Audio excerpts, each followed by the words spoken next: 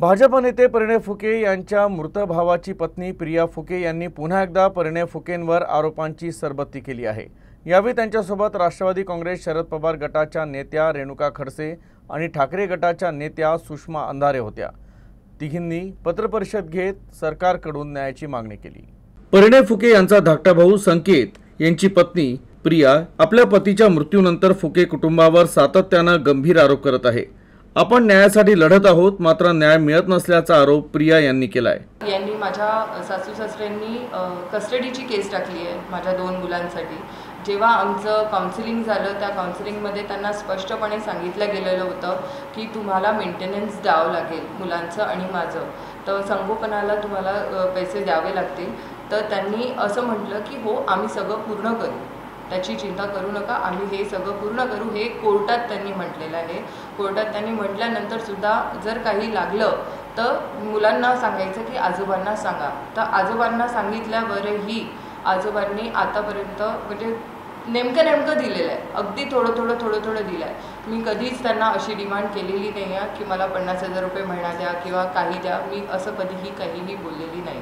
दरम्यान प्रिया फुके यांना पाठिंबा देण्यासाठी राजकारण सुरू झालं आहे। त्यांच्यासोबत राष्ट्रवादी काँग्रेस शरद पवार गटाच्या नेत्या रेणुका खडसे आणि ठाकरे गटाच्या नेत्या सुषमा अंधारे पुढे आल्या। त्यांनी या मुद्द्यावर सरकारवर हल्लाबोल केला। प्रिया न्यायासाठी सातत्याने आवाज उठवत आहे, यासाठी त्यांनी मुख्यमंत्र्यांचीही भेट घेतली आहे। महिला आयोगाकडेही तक्रार करण्यात आली आहे, मात्र आयोग पक्षाच्या कामात व्यस्त आहे। परिणय फुके कोणाच्या जवळचे आहे हेही सर्वांना माहीत असल्याचा आरोप अंधारे यांनी केला। इथे हा विषय फक्त एक बाई म्हणून बाईपणाच्या संवेदना समजून घेण्यासाठी म्हणून मांडलेला आहे आणि इथे प्रिया फुके यांना न्याय मिळायला हवा, त्यांच्यावरच्या एकूण अन्यायाची आणि ज्या पद्धतीने म्हणजे परिणय फुके हे खरं तर देवाभाऊंचे फार जवळचे आहे आणि परिणय फुकेंकडून आम्हाला हे अपेक्षित नाही आहे।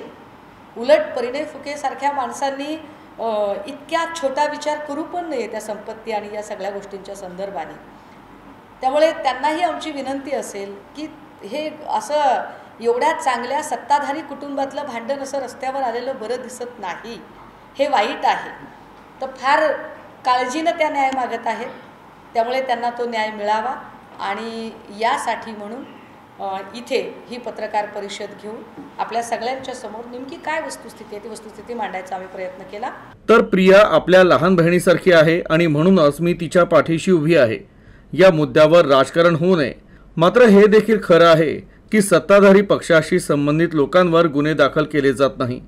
आम्हाला आशा होती की प्रियालाही लाडक्या बहिणीसारखं वागवलं जाईल आणि तिला मदत मिळेल, मात्र तसं झालं नसल्याचं खडसे म्हणाल्या। जेव्हा ती घराच्या बाहेर पडते तेव्हा अनेक अडचणी असतात। म्हणजे मी त्यांची बाईट जेव्हा बघितली त्यामध्ये की मी माझ्या मुलांना कुठे ठेवणार आहे, मी माझ्या मुलांना कुठे ठेवून पोलीस स्टेशनपर्यंत जाऊन म्हणजे लहान 2 मुलं सोबत घेऊन पोलीस स्टेशनच्या चक्रा करणं, त्यामध्ये तक्रारीला उशीर होणं, या सगळ्या गोष्टी बघतात एक महिला म्हणून त्यांना ज्या अडचणी येत आहेत त्या अडचणी सरकारने लाडकी बहीण म्हणून प्रियाताईंना मदत करणं, त्यांची तक्रार ही लवकरात लवकर कशी सोडवली जाईल यासाठी प्रयत्न करणं गरजेचं आहे।